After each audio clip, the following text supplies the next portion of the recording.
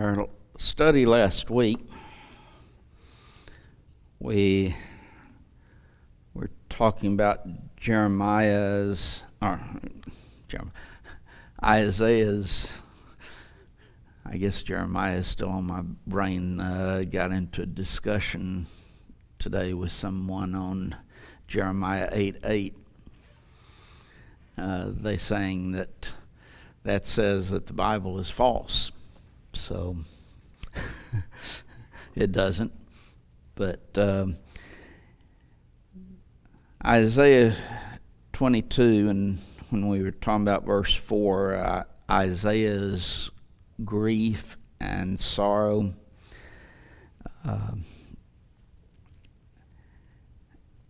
and we were likening it to the condition of our nation that we should weep for, and the church. I wanted to make this addendum, I guess you can call it, to that, which was stated last week. We hear a great deal about a few individuals who are very vocal. It is my opinion that is a few people. That the majority of people are good, honest, hardworking Americans talking about the nation that are not really pleased with what all's going on by the small minority. But the small minority gets all the publication. It has long been said that 98% of the work of the church is done by 2% of the members. If you turn that around, 2% of the population is getting all of the publicity, as opposed to the 98% who are not that way. Now then, that doesn't mean that we have not been affected. We have. Slowly, our own moral standards are being broken down by that vocal minority. But I think the majority of people are good, honest people, hardworking. So I wanted to make that addendum. I think when you're dealing with the church, and yes, we should be weeping over the condition of the church,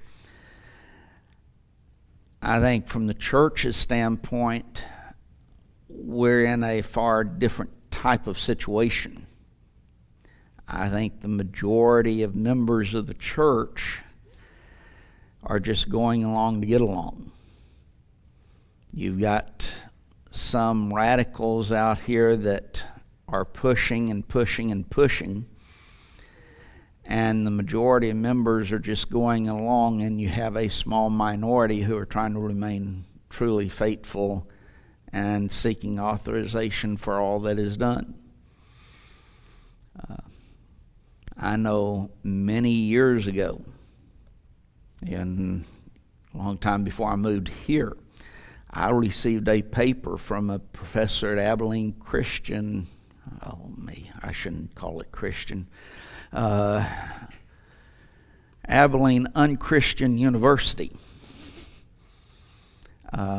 basically outlining a plan to introduce things that are unauthorized into the church. And it was very simply, you push and push and push, and you go as far as you can. When you start getting a lot of resistance, then you pull back a little bit. And then you slowly start again, and you push and push and push until it happens again, and then you pull back again. And then you keep doing this, and you can introduce, basically, as he said, as he was trying to introduce a certain thing, I think it was choirs and choruses.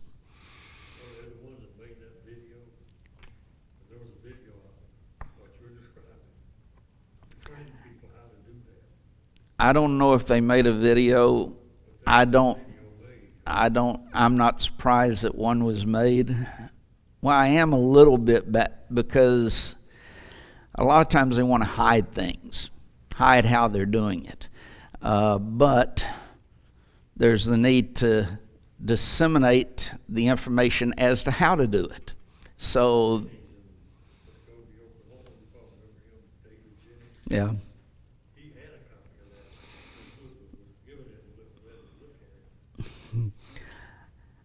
Mine that I received, and this is back in the early 80s, was a paper that a professor at Abilene put out. I don't know who did the video. I've never seen it or anything, so I don't know on that. Mid-90s. So you can imagine, that they were training people for that long as to how to introduce things in the church. Now then, what's the effect been? Well, we're seeing the effect now. We've got congregations that have a traditional service and a contemporary service. Advertise it as such. What's the traditional service? They won't have the traditional service for long. But they don't want to use instruments and music. They're not conditioned enough yet. The contemporary one is going to be all of the instruments and all of the bands and everything else.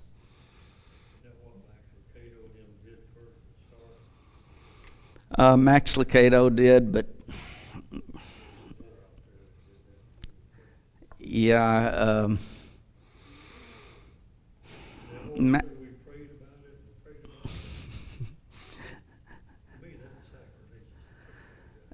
It's always after a long period of prayer and study, and then they come to this conclusion that whatever they want, and blame it on generally the Holy Spirit led them in this way.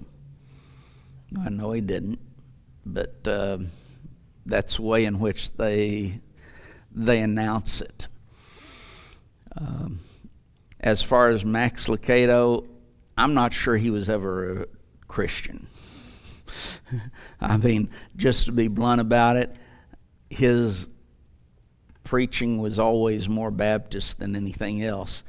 And it's interesting, I don't know if I've still got the material, probably do someplace, finding it's another matter, that where the Baptists were warning other Baptists not to accept him because he was sometimes what they said was too liberal for even the Baptist. But there's a lot of others. Richland Hills started with the traditional and contemporary. Now then they're gone totally contemporary. They did take Church of Christ off of their sign. They were one of the first ones to do it. Others have removed Church of Christ off their sign, some of them using Family of God. The one here in town, a grace-centered Church of Christ or something like that is what they put. But a lot of that one split came as a direct result of them wanting to use instruments of music in worship. And the other aspect is a greater role of women in the church. So as far as the church is concerned, I see a bleaker situation than I do, generally speaking, in the world or in the United States. But I did want to make that kind of addendum.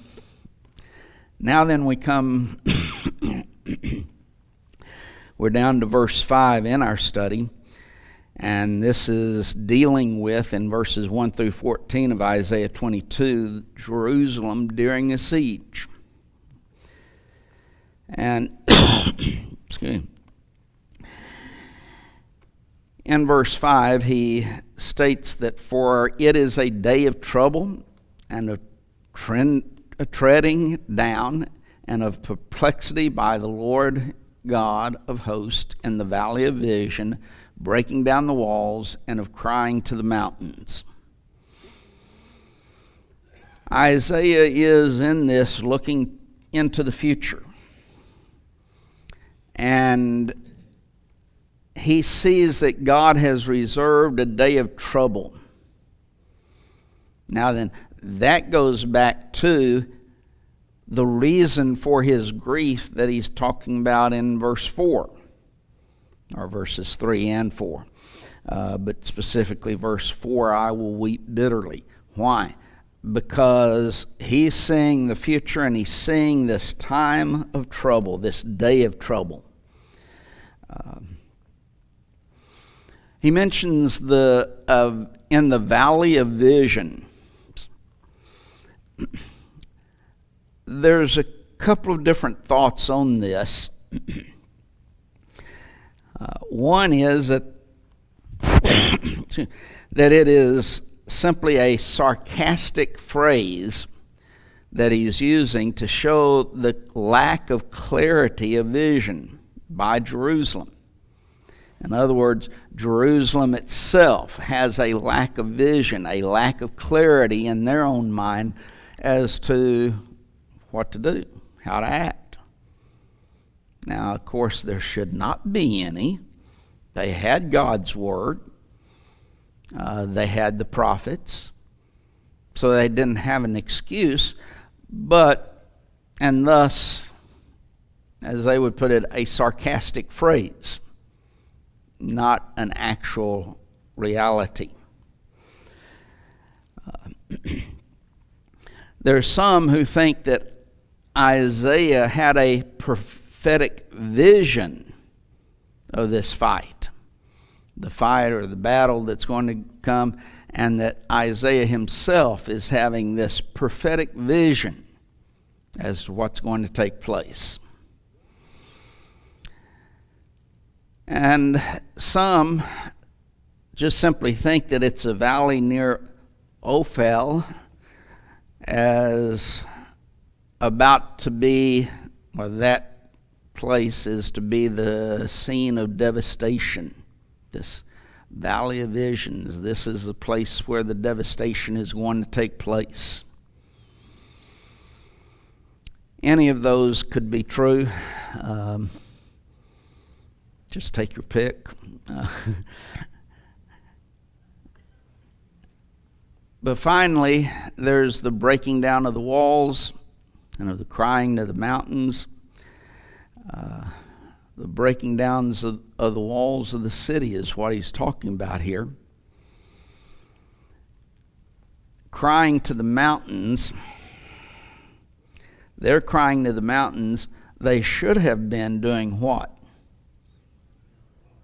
Well, crying to Jehovah or to Yahweh. But they're not doing that. Where could they have gotten help? From God.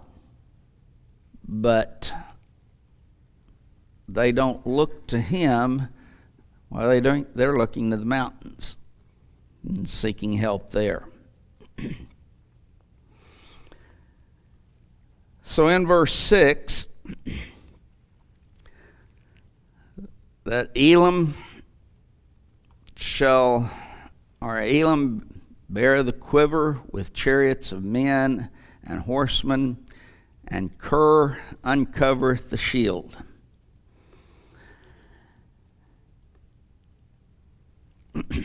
Elam was famed for their use of the bow and arrows. If you remember back, what was it, maybe 15, 20 years ago when we were in chapter 13,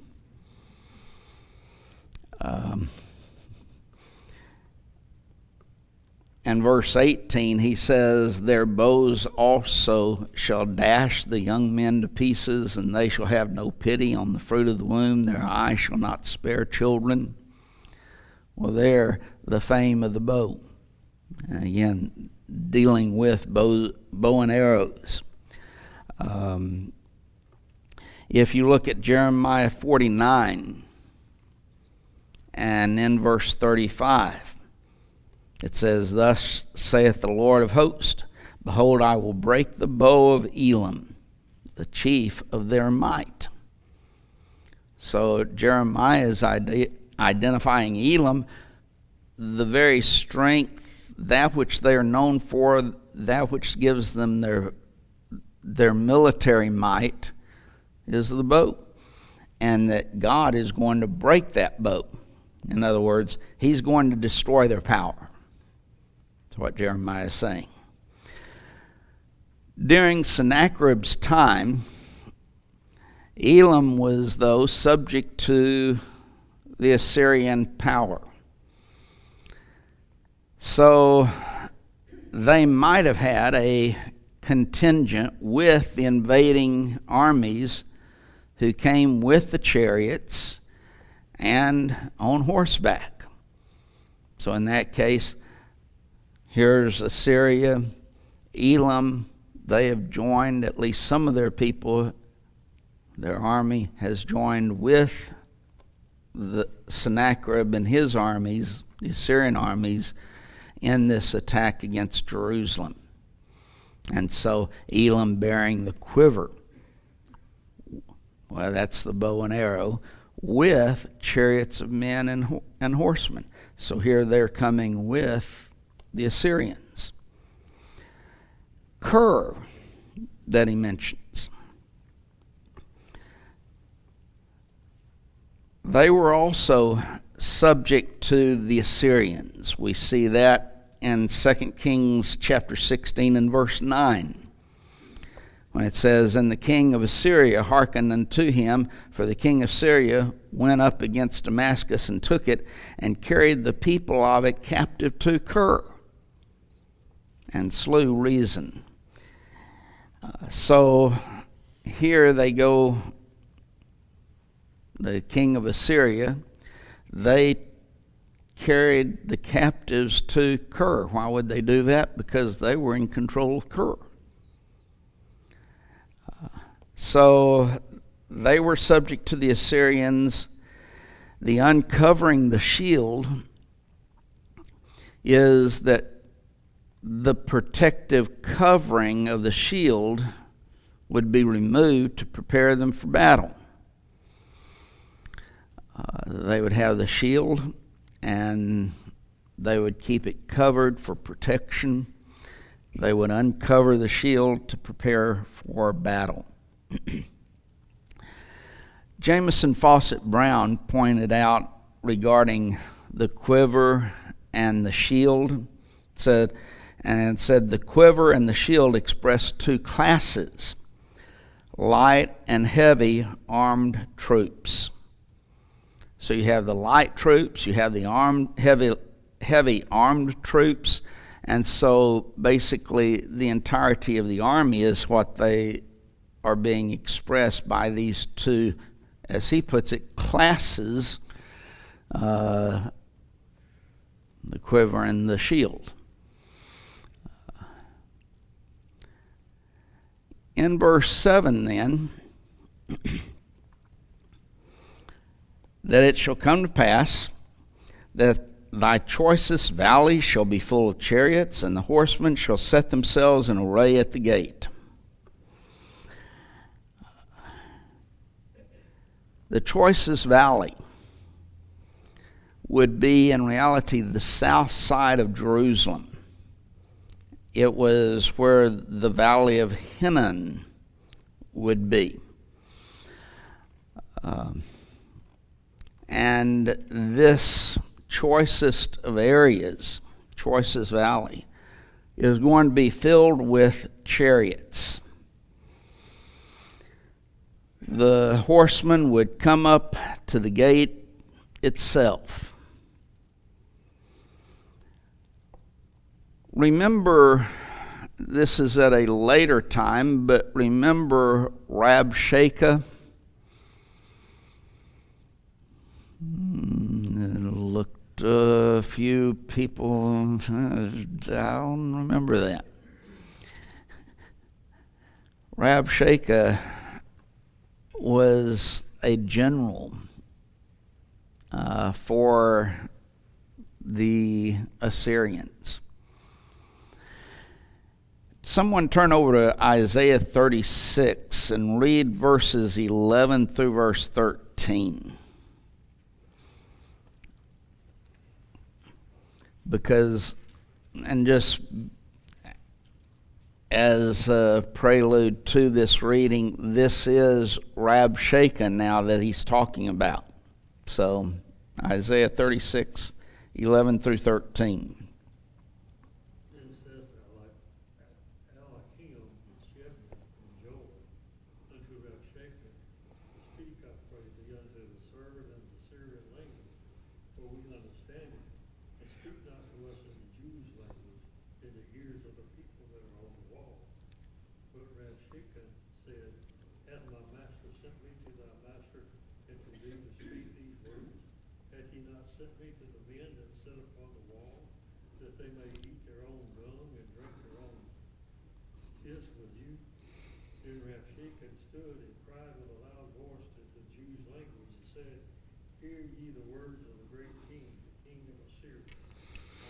That's it.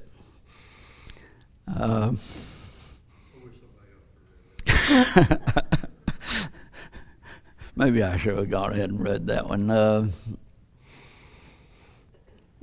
They used expressions which we would not use today.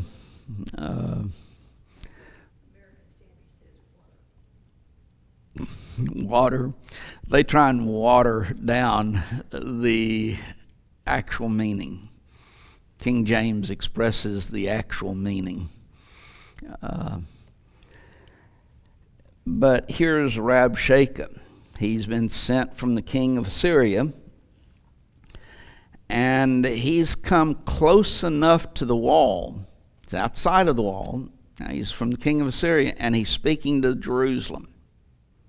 And the people on the wall are able to hear him. That's why Eliakim and Shebna and Joah say, don't do this so that the people will hear. Just, we can go ahead and speak in your own language. We understand it.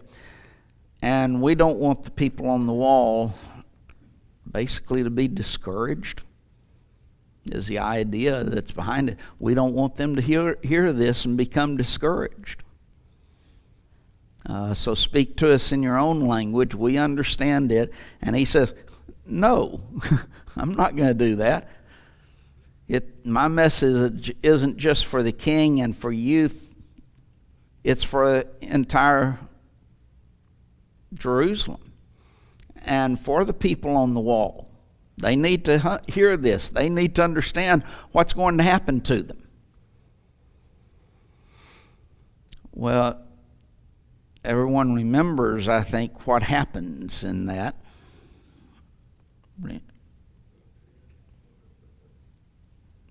Yes, no? That's when, he actually goes back to Sennacherib. And then they come and they encamp around Jerusalem to take it. And 185,000 soldiers are killed in one night. They woke up dead. The others woke up dead, and all of them, 185,000 dead soldiers. What Rabshakeh was saying was not the case. But the point that making here in relationship to this, that here they've come to this area, the choicest of valleys, and here in verse 7. And here's their great army, but they're close enough that they, as it says here, they set themselves in array at the gate. That's how close they were to the city. Well, That's basically the situation with Rabshakeh. He was able to come close enough to the city that everyone on the wall was able to hear him. So, now then, I've always wondered in my mind, that's it. Why didn't they take an arrow and shoot him? I mean, he is a general. That's the idea of Rabshakeh, basically what we would refer to as a general. Why didn't they shoot him? I don't know. It's like the old British, you didn't do that during the Revolutionary War. The British didn't do that. You didn't shoot your officers. That's true. That's what made the rebels different. Yeah, the Minutemen would shoot the officers, which was something unheard of at that time. Because prior to that time, of course, they would come and, one army against another, and they would stand there and out in the open, and they would shoot each other. And they would not shoot the officers, though. The officers were off limits. And they were at the back, too. During the Revolutionary War, the Minutemen were more guerrilla-type army and they attacked and would shoot the officers, and thus it did not sit well with the English. But that was a difference, and maybe that is the case then, that it was out of, can I use the term professional courtesy? Proper etiquette. You would not deal or shoot somebody like that who was simply a messenger. Maybe likened to our coming under a white flag type attitude, that you respected that type of a situation. I don't know, but it's always been curious to me that they didn't. Verse 8 then,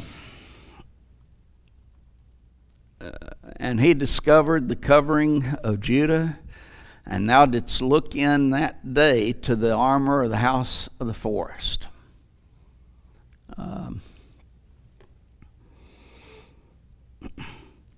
When the enemy comes, God is going to take away his protection. That's the idea. He discovered the covering of Judah. The covering of Judah would be God's protection. And thus, it's going to leave Jerusalem, Judah, defenseless.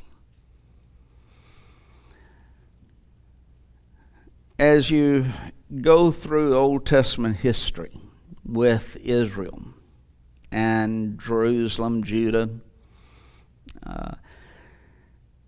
you don't see it, I don't guess, as much with the northern kingdom of Samaria. But before that time, the divided kingdom, you do see it. That it didn't matter as to the strength or the might of a nation or the Israelites.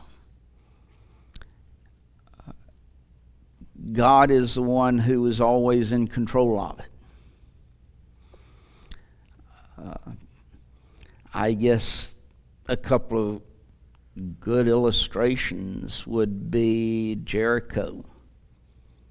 I mean, who would have thought that just marching around the city once a day for 6 days and then 7 times the seventh day, shouting and blowing the ram's horn would cause the walls of the city to fall down and allow them to go in and take the city?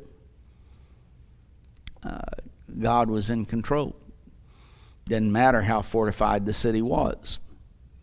You do what God says, God's going to fight your battle. Remember the story of Gideon? How many soldiers he had?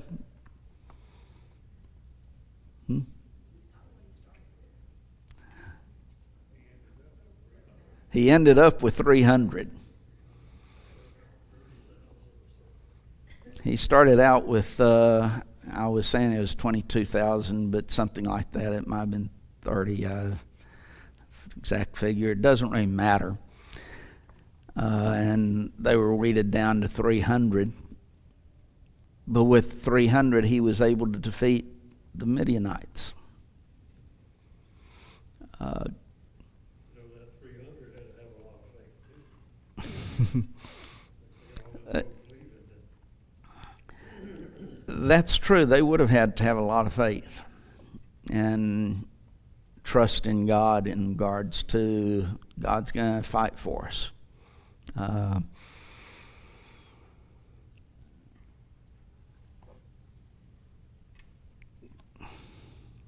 It did not matter the size of the army that would come against Jerusalem or Israel. If they were faithful to God, God would fight for them, and they would defeat the enemy. But, as he's expressing here, they did not look to God for their protection, for their care. They looked to, in that day, the armor of the house of the forest. This is probably a reference to an armory that Solomon had built. Someone read 1 Kings 7, verses 2 through verse 5. 1 Kings 7, 2 through 5. He built also the house of the forest of Lebanon. The length thereof was 100 cubits, and the breadth thereof 50 cubits, and the height thereof 30 cubits, upon 4 rows of cedar pillars, with cedar beams upon the pillars. And it was covered with cedar above upon the beams that lay on 45 pillars, 15 in a row. And there were windows in 3 rows, and light was against light in 3 ranks. And all the doors and posts were square with the windows, and the light was against light in 3 ranks. So there's that house in the forest, and it was basically a armory built by Solomon. It was built from the cedars from the forest of Lebanon. Well, the house of the forest, thus, as expressed here. Someone turn over to 1 Kings 10 and read verse 17, because that shows actually that what this house was being used for. 1 Kings 10, 17.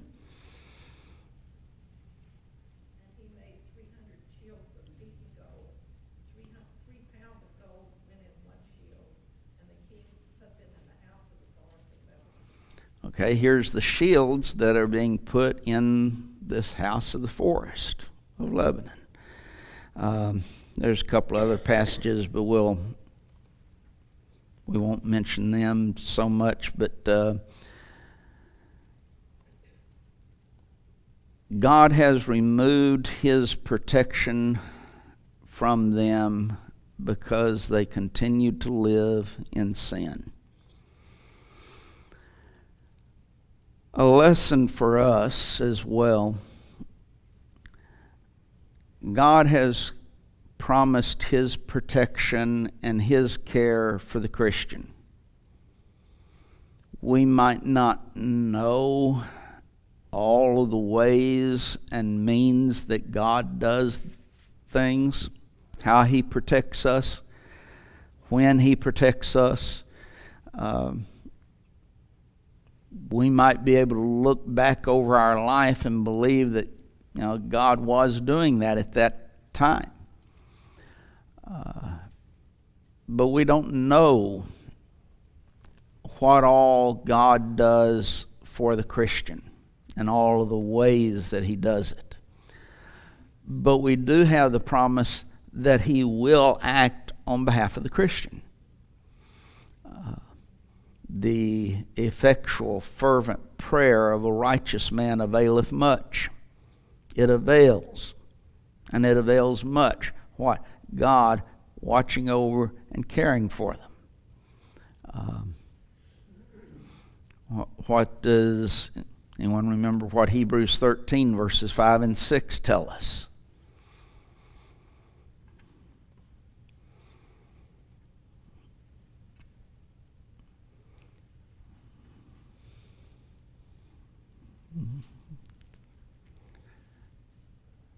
Hebrews 13, 5 and 6. Let your conversation be without covetousness. Be content with such things as ye have. for He hath said, I will never leave thee nor forsake thee. boldly say. We may be boldly say, the Lord is my helper. I will not fear what man shall do unto me. Okay. I will never leave thee nor forsake thee. We may boldly say, Lord's my helper. Won't fear what man does. Now, Most people, as they believe in God, but they just don't believe God. He says something. when he says something, they don't really believe it. I wonder a lot of times if we truly believe, for example, this. A lot of Christians don't act like it. Now, how is he going to do that? I don't know. I don't think anyone else knows either. Because God doesn't specify how he's going to do things. But he's told us he's going to do them, so we trust God that he's going to do what he says. Carl? This humors me that we talk about these people that know the Bible, and they're going to pray and study for something they know that they ain't even supposed to have. And then I have associates, people I work with and stuff, and these people aren't godly people, they're not Christians, yet they're waiting for signs for God to give them for stuff for them to do, to let them know it's all right or it's wrong to do. I'm going to wait for signs so that I can do something that I want to do, that even though it's contrary to God's will. That's the way a lot of people are today, though. But Story of the fellow that was in a flood. You probably heard that. And the people came in there with jeeps, and he better get out. Oh, yeah. He run them away, said, oh, God's going to take care of it. And he come in there with a boat, because it was getting too high. He turned it down, and he got up on his roof, it was all the way up that way. He sent a helicopter. When he died, he got up to the pearly gate, and said, why didn't you help me like you said you would? He said, well, I did. So the jeep, the boat, and the helicopter. And he wouldn't get any order. It don't work exactly. that's the gist of the story. Obviously a story, not true, but it illustrates the principle, though. We don't know all the times how God's going to help. He might be helping by sending the jeep, or by sending the boat, or by sending the helicopter. James said you take your prayers in a bread basket, and for you to go up, if you pray for somebody, say, go and be filled, and if you don't do anything, what profit? What profit is there? We know that God's going to protect and care for the Christian. But if the Christian does not continue to live as a Christian, if he starts walking in sin, then what does God do? He, to use the phrase here, he uncovers them. He takes away that care and that protection. And that becomes, of course, a problem that we have to deal with because we're not living according to God's will. People always think in the realm of biblical miraculous. They think wherever God's going to protect us, He's going to miraculously come in there and do something. Since you mentioned that, and you're right, people do think of it in the miraculous viewpoint so many times. They, in doing so, have limited God to such an extent. A lot of times in discussing I almost hate to say discussing the Bible with Pentecostals, but I'll use that. They will charge those who do not believe in miracles as with, you don't believe that God works then today. God doesn't do anything today. In reality, what they have done is they have limited God. They have, in essence, said that the only way that God can work today is through miraculous activity. Tell me what miraculous activity took place during the time of Esther.